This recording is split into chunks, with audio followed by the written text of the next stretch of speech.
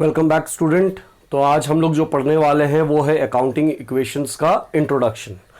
लेकिन सबसे पहले स्टार्ट करने से पहले मैं आपसे ये कह देना चाहता हूँ कि आपने चैनल को सब्सक्राइब किया, और अगर नहीं किया है तो फटाफट कर लीजिए, क्योंकि आगे आने वाले जो वीडियोस हैं उसमें मैं बहुत ही सिंपल वे में आपको बताने वाला हूँ कि किस तरह से अकाउंटिंग को ईजी बनाया जा सकता है।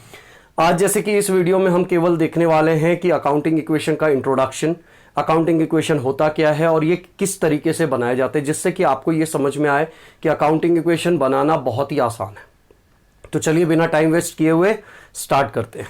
सबसे पहली चीज देखिए, यहाँ पे अकाउंटिंग इक्वेशन में मैंने T form of balance sheet बना रखा है, और T form of balance sheet मतलब हो जाता है जहां पे capital and liability in the left hand side and assets in the right hand side. यहां पे मैंने क्या दिखाने की कोशिश की है आपको कि कैपिटल और लायबिलिटी, आप देखिए कैपिटल कितना देके रखा है, 60,000 देके रखा है। लायबिलिटी कितनी देके रखी है, टोटल लायबिलिटी 40,000 देके रखी है। टोटलिंग की हमने तो कितना हो गया, 1 लाख रुपीज हो गया। और एसेट साइड में अगर आप देखेंगे तो total assets is equal to 1 lakh. तो मतलब बैलेंस शीट आप सब जानते हैं कि balance sheet should tally with each other, ठीक है। तो हमने यहां क्या देखा कि एसेट्स इक्वल टू क्या देके रखा है, कैपिटल प्लस लायबिलिटी। अब देखिए यहां पे हमने लिखा अकाउंटिंग इक्वेशन, इसी एवब पोजीशन से हमारा अकाउंटिंग इक्वेशन बनता है क्या, assets equal to liability plus capital. मतलब जितनी एसेट्स होगी उतनी ही कैपिटल और लायबिलिटी होनी चाहिए, मतलब दोनों आपस में क्या होना चाहिए, इक्वल होना चाहिए, करेक्ट।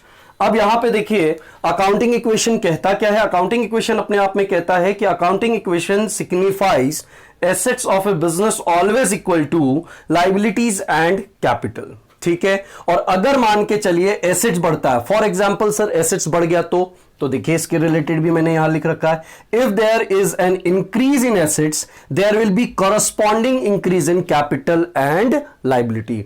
जिस हिसाब से एसेट्स बढ़ेंगे उसी हिसाब से कैपिटल और लायबिलिटी भी इंक्रीज होगा।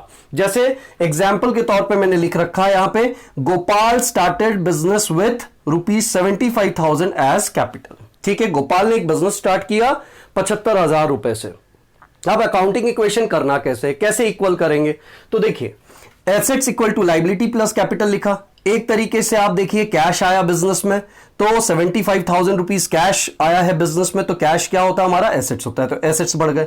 लायबिलिटी कोई जनरेट हो नहीं रही है, लेकिन साथ ही साथ यहां पे हमारा कैपिटल भी इंक्रीज हो जाता है, ठीक है। कैपिटल भी इंक्रीज हो जाता है। तो आप यहां पे इक्वेशंस देखेंगे आप, तो assets equal to liability plus capital हो रहा है, क्योंकि एसेट साइड में अगर आप देखें तो 75,000 है, एंड लायबिलिटी प्लस कैपिटल दोनों को मिला के देखें तो यहां पे भी 75,000 का अमाउंट आ रहा है।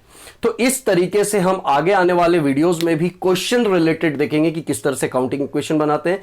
लेकिन फिर से एक बार, अगर सब्सक्राइब नहीं किया तो फटाफट सब्सक्राइब करो, और कोई प्रॉब्लम आती है तो कमेंट करो, वीडियो पसंद आता है तो लाइक करना मत भूलो, ठीक है। तब तक अपना ध्यान रखिए, और फिर नेक्स्ट वीडियो में मैं आपको प्रैक्टिकल क्वेश्चन के साथ अकाउंटिंग इक्वेशन बताऊंगा, जिससे कि आपको बहुत आसान तरीके से अकाउंटिंग इक्वेशन समझ में आ जाएगा, और आप बोलेंगे सर अकाउंटिंग इक्वेशंस क्या इतना सिंपल है। तो चलिए आगे वीडियो के लिए